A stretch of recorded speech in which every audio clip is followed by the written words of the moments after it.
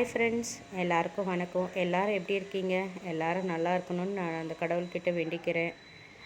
அப்புறம் எங்கள் வீட்டில் வரலட்சுமி நோன்பு எப்படி கொண்டாடணுன்றது ஏற்கனவே ஒரு ஃபஸ்ட்டு பார்ட்டில் நாங்கள் போட்டிருக்கோம். இது செகண்ட் பார்ட்டு ஃப்ரெண்ட்ஸ். இப்போ இதில் சொம்பில் தண்ணி வச்சு தண்ணியில் என்னெல்லாம் போட்டோன்னு சொல்லிட்டு நம்ம அந்த ஃபஸ்ட்டு பார்ட்லேயே பார்த்துட்டோம்.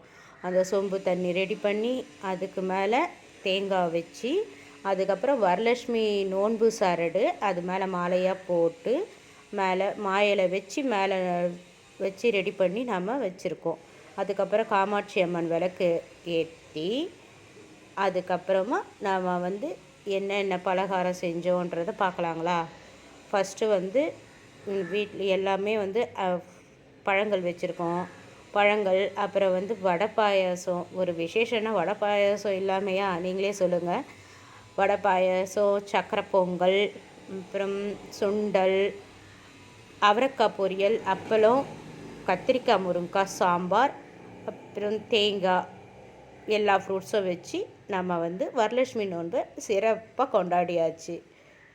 அப்புறம் நான் இந்த சிவம் சேனல் சார்பாக என்னை சப்ஸ்கிரைப் பண்ண அனைத்து நண்பர்களுக்கும் என்னோடய மிகப்பெரிய நன்றியை தெரிவிச்சுக்கிறேன். சப்ஸ்கிரைப் பண்ண போகிற நண்பர்களுக்கும் நான் மிகப்பெரிய நன்றியை தெரிவிச்சுக்கிறேன். எல்லாமே அந்த சிவன் அருளால் தான் நடக்குதுன்னு நினைக்கிறேன். பாய்.